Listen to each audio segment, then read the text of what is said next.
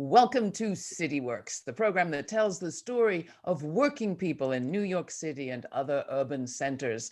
CityWorks is a co-production of the City University of New York's School of Labor and Urban Studies and CUNY TV.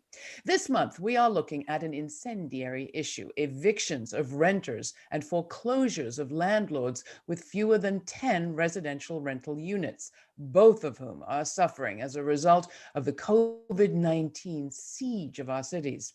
With hundreds of thousands of New Yorkers out of work, having gone through any savings and with nowhere left to turn, many face eviction from apartments this winter in the middle of a pandemic, no less. But here in New York, the state legislature passed a law effective December 28th, stopping evictions through May 1st. Tenants must show that their hardship is COVID-related. Also covered by this critical measure, landlords with 10 or fewer residential rentals can similarly seek protection from foreclosure from banks or mortgage holders. Our guests today are Sia Weaver, an independent advocate, tenant advocate on the City Planning Commission, a campaign coordinator for the Housing Justice for All Coalition. Sia's credited with a recent 18% eviction decline across the state. She also helped build the Crown Heights Tenants Union in central Brooklyn, now one of the most successful community tenant initiatives in the city. CityWorks counts those credentials as top-notch, so welcome, Sia. Glad to have you. I'd also like to welcome Winsome Pendergrass, a Jamaican-born domestic worker who's faced rent insecurity and eviction fears. She will be protected under the new law, and we're going to look to her for her response. What did she face had the law not passed, and what are her prospects to regain a job and income that will make her rent affordable? The law, after all, ceases to protect tenants after May 1st. So Winston, let's start with you. Where are you? Where do you live? How long have you lived there? And how many people are living with you in your apartment? I am a resident of Brooklyn now for the past 20 years. I work as a caregiver in people's home for, sick and elderly people. And I also do domestic work within house cleaning, whatever it's available. In these tough times, you can't be picky. So I am a juggler all around. So as I said, I've been in Brooklyn for the past 20 years and being a renter. This is one of the reasons why I became a member of New York Communities for Change, was because I was stuck with a loophole thing called preferential rent. And it was strangling me. It was squeezing the life out of me. And I was doing 3 jobs, basically. I was working at the hospital at night doing a 12-hour shift, and then going in the day into somebody's house to do cleaning. And somebody might say, why were you running yourself so raggedy? It was because 3 paychecks out of the month goes towards my rent. My rent was $2,100. And I still had was to pay electricity and heat and buy food and the Metro card. Nothing to save. That's how I got into being an advocate or an activist, if you want to say that. Winsome, how many people is that rent housing, as it were? How many people are living with you? 3. When my rent was $2,100, it was myself, my sister, and my daughter. My sister was undocumented. Because of that whole situation, we have to kind of part ways and try to see rental socially different. I got something else a little lower, but it is just now my granddaughter joins me because my eldest daughter has died in Jamaica, and I now take care of my granddaughter. So it's still 3 of us, but in a different setting. So we're sorry for your loss there. Thank you. Talk about how the coronavirus has hit you and your family and your neighbors and community. Okay, so our community is devastated. I now lives in the Brownsville community. It's a community that is like forgotten in so many things, so many aspects of life. We have to fight, we have to struggle, we got to shout, we got to make a noise to be heard. We got to take to the streets, even in COVID. I think the first time we took to the streets in COVID was somewhere in April. about 15, 20 of us within the NYCC group said, you know what, COVID or no COVID, we got to go out there because there are other people who are suffering and they are quiet because some of them are afraid, because they don't know who to go to or where to find help.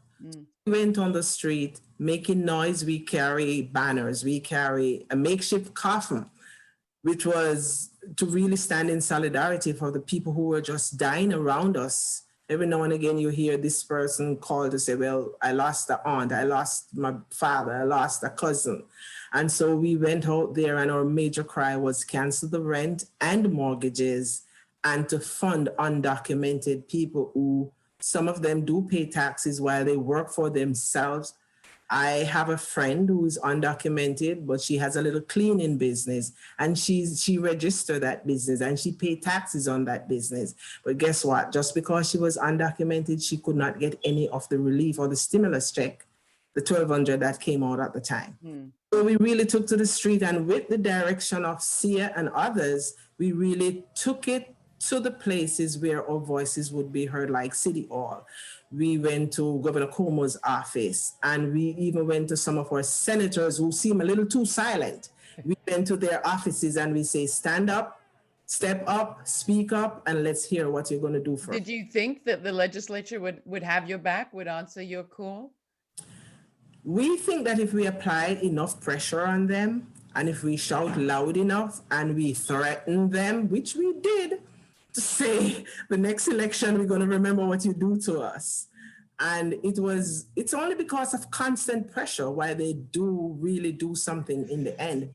We're going to get more on that in just a second, but let me bring Sia Weaver into this. I mean, Sia, how did Winsome in the first place hook up with your organization, as far as you know, and how has the movement for tenants' rights and for housing rights more broadly changed in the years that you've been part of it? Yeah. Winsome and I met years ago, I think because Winsome, you were looking to get connected with the Working Families Party, right? And they sent you down the hall to meet us at NYCC. Yes. I think you can do both, right? Yeah. Yes. So I met Winsome when she was organizing to save her home from basically a huge rent increase because of a loophole in our rent stabilization laws called preferential rent. And so we worked together for a really long time to not only ensure that she could stay in her home, but also that thousands and thousands of people who also suffered from preferential rent, 250,000 households in the country, in the state, my bad, could be protected. And that loophole in our rent stabilization laws is now closed. So that was a big victory for the tenant movement in 2019. And we were just, getting used to that victory, thinking about where we might go from here when the coronavirus hit. And we had been saying for a long time in the housing movement that everyone is just one paycheck away from an eviction. And so for Winsome and the other members of our organizations, that's a reality. That's a reality that folks live every single day. What happened on March 17th of this year, or of last year, 2020, was that millions of other people experienced that reality at the same time. As COVID hit.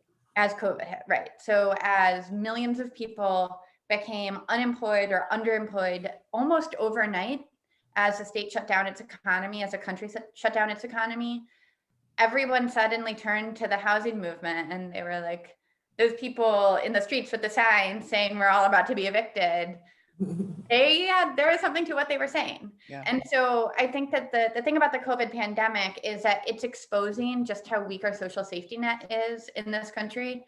And it's exposing, everyone is like, it's true that I don't have any savings. It's true that my rent is really expensive, but everyone wants to believe that they can hang on, right? So everyone's like, I'm not saving anything for a rainy day, but I paid my rent this month. That's okay. I'll work it out. We're going to work it out. What COVID did is it exposed just how vulnerable we all really are to evictions if we lose our jobs and lose our income.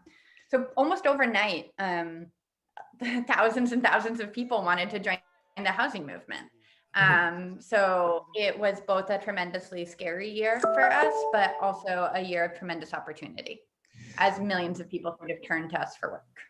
So let's just nail down a little bit more. We never do enough media coverage of our victories, and I don't want us to speed by the extraordinary, what they call a generational victory of 2019. That law that you all mobilized and got passed that ended that statewide loophole and put in new protections statewide that hadn't existed before. There was a huge victory. So that is of importance to this conversation. But it is also incredibly important how the discussion around rent and foreclosure and eviction and housing as a human right has shifted even since 2019. So can you just talk a little bit about that? Because it seems to me as an outsider that we've gone from talking about the details of rent control to talking about the very notion of collecting rents in a pandemic. But you have small landlords, meaning landlords of small numbers of units, also in your movement. How? Yes. Let's ask Winston, you want to answer that first and then Sia? Okay. So I myself have friends who we call them mom and pop landlords who has a home, and they may have a tenant or two of themselves to help them along. But here comes COVID, and the tenant or two is now out of a job. Some of them would blatantly say to me, should I just let that person just keep living and there is nothing coming forward? While a lot of them are, they are considerate. They know, they understand what is happening. And this is one of the things that we were so passionate about, to have the governor or legislature, or whatever, to really understand the plight of the small man. Understand the plight of the person who, because the cost of rent was so high before, as Sia said, they couldn't put anything aside. Or if they did, after 3 months of COVID, it was exhausted. So Sia, what is in the legislation also for those landlords, and how do you keep this coalition together? Yeah, so I think what's in the legislation for small landlords is that they are also protected from foreclosures. And so that's really important, right? And they're protected not only from private mortgage foreclosures, but also tax foreclosures. And that's really important to keep people in their homes. So what we're really trying to say with our movement and with the whole cancel rent movement, with the movement for housing as a human right, is that everyone needs a home to live, and that there are people in society who are sort of hoarding wealth and hoarding property, and that rather than let the wealth be concentrated at the top, we should be guaranteeing a home for everybody.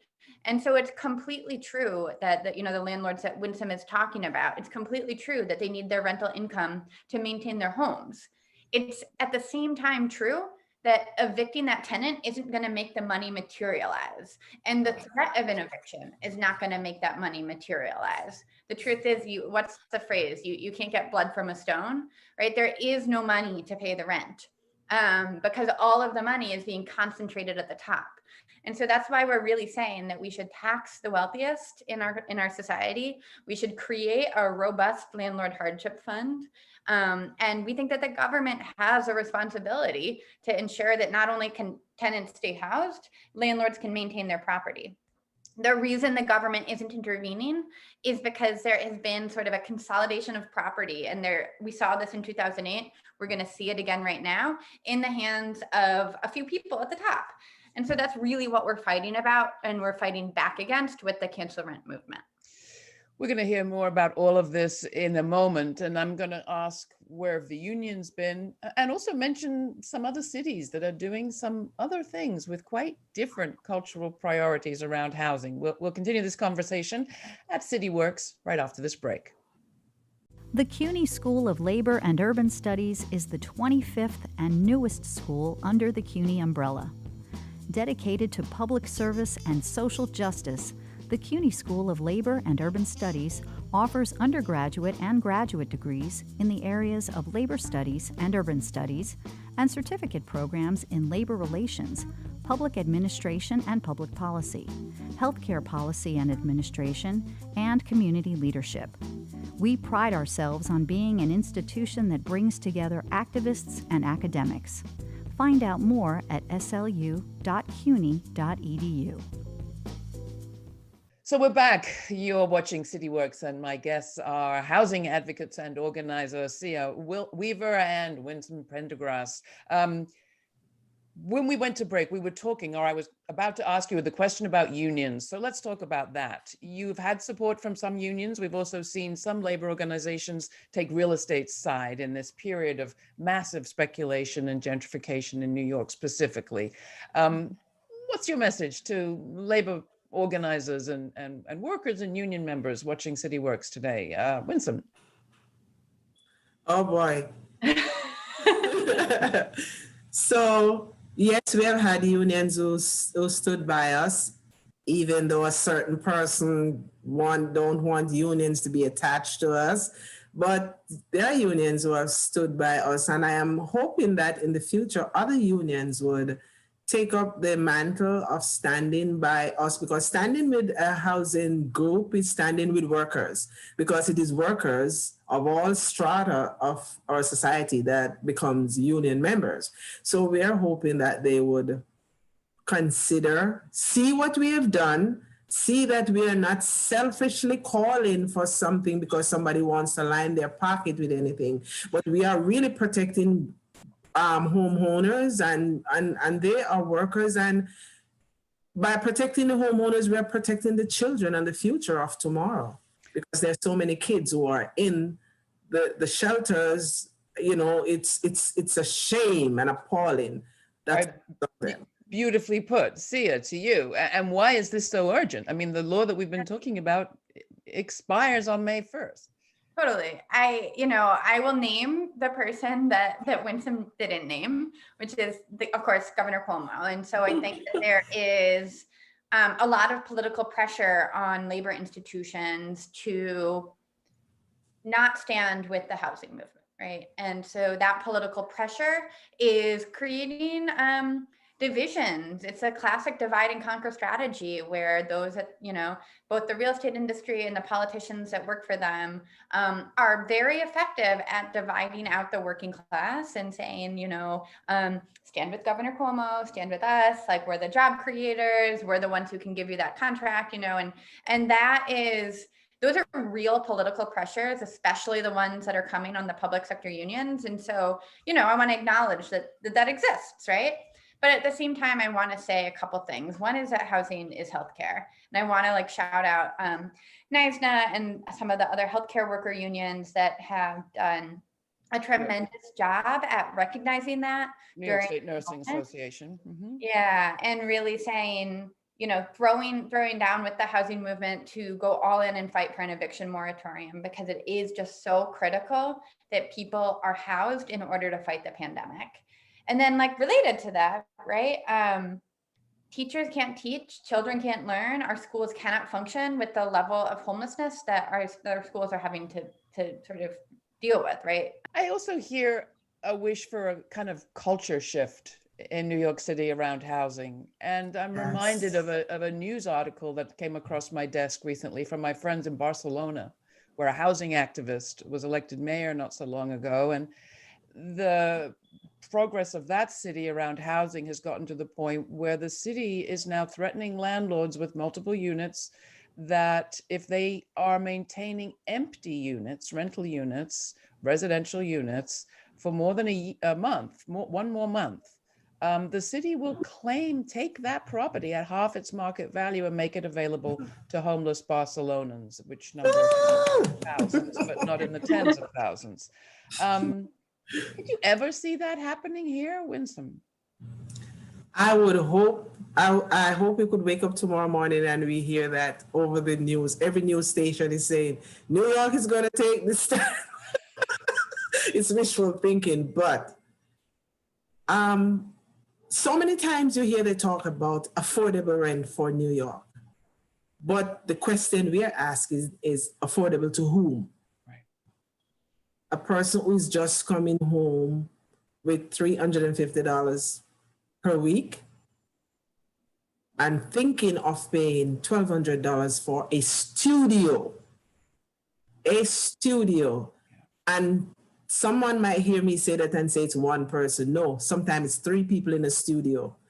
This is what was open to us during the pandemic, while SIA and other leaders, we get together, we had weekly Zoom meetings, and we hear people telling their story. And a mother is saying, we are in a studio and it's 4 of us. My bed is a trampoline. My bed is a dining table. My bed is a school science lab.